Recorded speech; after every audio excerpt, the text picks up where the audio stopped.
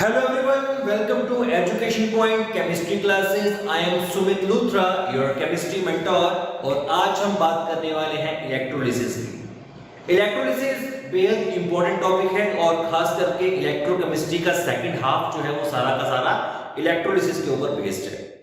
Electrolysis काफी काम आता है हमारी डेली लाइफ के अंदर, हमारी इंडस्ट्री के अंदर। जितने भी सेल्स हैं, बैटरीज हैं, वो सारी की सारी इलेक्ट्रोलिसिस पर काम करती हैं।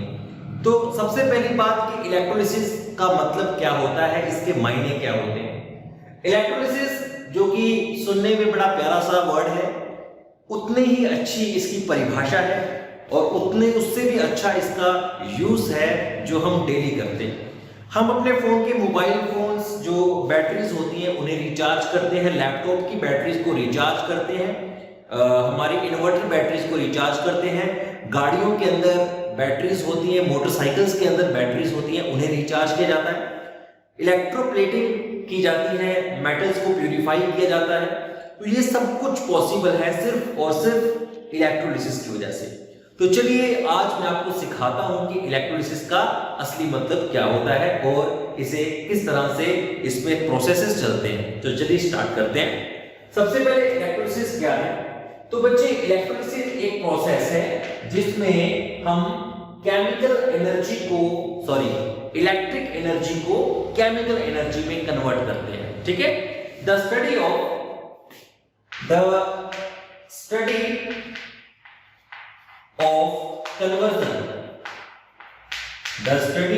Conversion of electric energy into chemical energy। Okay, तो इलेक्ट्रोलिसिस क्या है? इलेक्ट्रोलिसिस का मतलब है the study of conversion of electric energy into chemical energy. जब हम इलेक्ट्रिक एनर्जी को केमिकल एनर्जी में कन्वर्ट करते हैं तो उस स्टडी को इलेक्ट्रोलिसिस कहा जाता है, उस प्रोसेस को इलेक्ट्रोलिसिस कहा जाता है।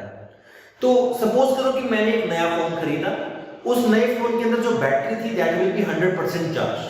तो 100% चार्ज का मतलब क्या है कि उस बैटरी के अंदर कुछ केमिकल था, कुछ इलेक्ट्रोलाइट था, जिसके अंदर प्रॉपर आयंस हैं जो करंट उसके अंदर स्टोर किया हुआ है। लेकिन जैसे जैसे हम इलेक्ट्रिक एनर्जी को यूज करते हैं तो वो केमिकल कम होता जाता है। आफ्टर दैट अगर हम उसको दोबारा से चार्जिंग पे लगा दें मोबाइल फोन को, तो उसकी बैटरी में वो केमिकल दोबारा से बनना शुरू हो जाता है और जब वो पूर्ण तरह बन जाता है, पूरी तरह, तो उसे 100% चार्ज कहा जाता है। तो इस तरह से हम इलेक्ट्रिक एनर्जी को वापस केमिकल में कन्वर्ट कर देते हैं और इसी को कहा जाता है chemical energy converted to electric energy, electric energy converted to chemical energy. जब केमिकल एनर्जी को इलेक्ट्रिक एनर्जी में कन्वर्ट किया जाता है तो वो होती है हमारी इलेक्ट्रोमोटिव केमिस्ट्री। उसमें हम गैल्वेनिक सेल को पढ़ते हैं और ये है हमारी electric energy conversion chemical energy में, इसे कहा जाता है इलेक्ट्रोलिसिस। और इसके लिए हम एक सेल पढ़ने वाले हैं जिसका नाम है इलेक्ट्रोलिटिक सेल। बड़ा मजेदार सेल है बेटा। सबसे पहले हम बात करते हैं कि ये सेल की कंस्ट्रक्शन की, ये किस तरह से दिखाई पड़ता है हमें। तो ये एक हमारे पास बीकर है, ठीक है, बीकर है। बीकर के अंदर हमने ये लिया हुआ है कि दो इलेक्ट्रोड्स लिए हैं। इलेक्ट्रोड्स को हमने बाद में जोड़ दिया है पॉजिटिव और नेगेटिव के साथ। ठीक है, इलेक्ट्रोड्स को हमने जोड़ दिया है पॉजिटिव और नेगेटिव के साथ। जो इलेक्ट्रोड पॉजिटिव के साथ जुड़ेगा उसे एनोड कहा जाता है और जो इलेक्ट्रोड नेगेटिव के साथ जुड़ेगा उसे कैथोड कहा जाता है। तो मैंने उनके नाम मेंशन कर दिए हैं, anode and cathode. The electrode which is connected to the positive terminal of the battery is called anode and the electrode which is connected to the negative terminal of the battery is called cathode. अब बात यहीं पर खत्म नहीं होती, इसके अलावा हमें इसके अंदर कोई इलेक्ट्रोलाइट डालने की जरूरत होती है। Electrolyte are the conductors in which electric current passes and chemical change take place. तो हम एक इलेक्ट्रोलाइट इसके अंदर डाल देंगे। इलेक्ट्रोलाइट कोई भी आयोनिक कंपाउंड हो सकता है, जैसे कि फिलहाल मैंने फॉर एग्जांपल इसके अंदर ले लिया Ab। ठीक है, तो मान लेते हैं कि इसके अंदर जो इलेक्ट्रोलाइट हमने डाला है वो है Ab। Ab is electrolyte. Ab is electrolyte. अब सवाल ये पैदा होता है कि इस इलेक्ट्रोलाइट का रोल क्या है, क्या रोल है इस इलेक्ट्रोलाइट का, कैसे ये हेल्प करेगा in converting electric energy into chemical energy. तो बेटा ये जो इलेक्ट्रोलाइट होते हैं ये मोस्टली आयोनिक कंपाउंड्स होते हैं। क्या होते हैं? आयोनिक कंपाउंड्स होते हैं। और जब इनको मोल्टन या फिर एक्वस फॉर्म में रखा जाए तो ये आयोनाइज हो जाते हैं। जैसे कि मेरे पास ये AB है, तो जो AB है वो किस तरह से आयोनाइज हो सकता है, अगर मैं इसको एक्वस या मोल्टन फॉर्म में रखूंगा तो वो आयोनाइज हो जाएगा। हमें जब भी इलेक्ट्रोलाइट लेना है वो हमें या तो मोल्टन फॉर्म में लेना होता है या फिर हमें लेना होता है उसे एक्वस फॉर्म में। ओके, तो जो AB है ये बेटा ब्रेक हो जाएगा कुछ इस तरह से, A पॉजिटिव और B नेगेटिव। ठीक है, तो इसके अंदर कुछ आयंस बन जाएंगे, इस सेल के अंदर कुछ आयंस बन जाएंगे, A पॉजिटिव और B नेगेटिव। ठीक है, कुछ आयंस बन जाएंगे A पॉजिटिव और B नेगेटिव। आफ्टर दैट क्या होगा, जैसे ही हम प्लग इन करेंगे बैटरी को, बैटरी ऑन कर देंगे, की को क्लोज कर देंगे, सर्किट कंप्लीट कर देंगे, तो इन इलेक्ट्रोड में करंट आना शुरू हो जाएगा। ठीक है, और जो हमारा पॉजिटिवली चार्ज कैटायन है वो भागेगा नेगेटिवली चार्ज इलेक्ट्रोड की तरफ, मतलब कैथोड की तरफ। तो यहां पर कुछ होगा, हमें पता है कि एनोड पर हमेशा ऑक्सीडेशन होती है और कैथोड पर हमेशा रिडक्शन होती है। तो अब हम देखेंगे कि एनोड पर क्या हो रहा है। तो एट कैथोड पर क्या होगा, कैथोड पर जो A पॉजिटिव है वो इलेक्ट्रॉन जाकर गेन करेगा और A पॉजिटिव ने इलेक्ट्रॉन गेन कर लिया और बना दिया A। ठीक है, A पॉजिटिव क्या करेगा, इलेक्ट्रॉन गेन करके बना देगा A, और इसे बोलते हैं प्राइमरी चेंज। 1 डिग्री चेंज या फिर प्राइमरी चेंज इसे कहा जाता है। सिमिलरली कई बार क्या होता है कि कभी-कभी, हमेशा नहीं, कभी-कभी ये जो A बनाया ये फर्दर ज्वाइनिंग करता है दूसरे A के साथ और कभी-कभी A2 भी बना देता है। इसे कहा जाता है सेकेंडरी चेंज, इसे कहा जाता है सेकेंडरी चेंज।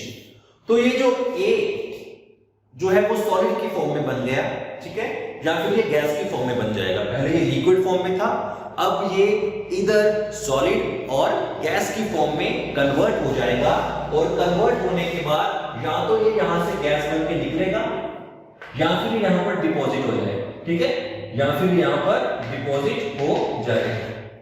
ओके, तो ये हो गया काम किसका, A का, मतलब कैथोड ने अपना काम कर दिया।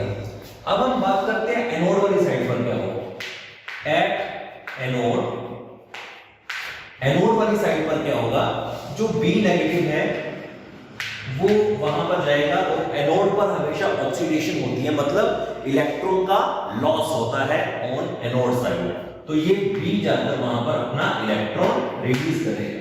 अब ये B जो है वो भी सॉलिड फॉर्म में आ गया, तो B जो है वो एनोड पर जाके डिपॉजिट हो जाएगा या फिर गैस बन के इवॉल्व कर जाएगा। तो जो लिक्विड था उसमें केमिकल चेंज आ गया, जो लिक्विड था उसके अंदर केमिकल चेंज आ गया, या तो वो गैस बन के रिलीज हो रहा है या फिर वो केमिकल सॉलिड की फॉर्म में बनकर वहां पर डिपॉजिट हो रहा है। इसी तरह से जब हमारी बैटरीज के अंदर केमिकल डिपॉजिट होता जाता है तो वो जब 100% डिपॉजिट हो जाएगा, कोई भी आयन नहीं बचेगा, तो उसे हम 100% चार्ज बैटरी बोलते हैं।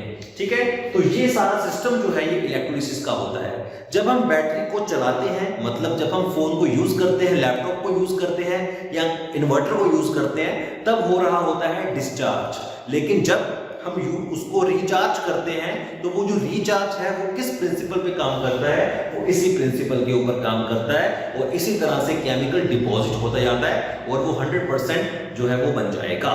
ठीक है, तो इस तरह से कैटाइन और एनाइन जो थे वो सारे के सारे सॉलिड और गैस में परिवर्तित हो जाएंगे, कन्वर्ट हो जाएंगे, और इसके अंदर कोई भी आयन खाली नहीं बचेगा। फिर उसके बाद जब हम इलेक्ट्रिक एनर्जी को यूज करना चाहेंगे तब फिर से ये आयोनाइज होके वापस हमें करंट देना शुरू कर देंगे। तो ये है सारा मसला किसका, इलेक्ट्रोलिसिस का।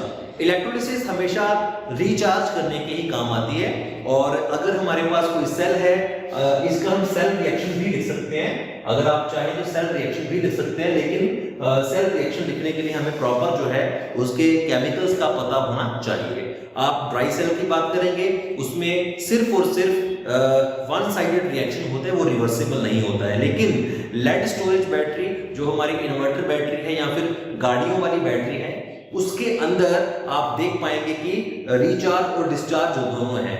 जब ये डिस्चार्ज होता है तब चलता है इलेक्ट्रोमोटिव प्रोसेस, और जब ये रिचार्ज होता है तब चलता है इलेक्ट्रोलिटिक प्रोसेस। तो आई होप कि आपको इलेक्ट्रोलिसिस का कुछ ना कुछ दिमाग में जरूर आया होगा। इसको और एग्जांपल्स के साथ हम करेंगे आने वाले टाइम में, अगली वीडियो में। आई होप कि आपको ये वीडियो अच्छी लगी होगी। अगर अच्छी लगी है तो इसको एक बार लाइक कर दीजिए और अपने दोस्तों के साथ शेयर कीजिए। इलेक्ट्रोलिसिस का फंडा यही है।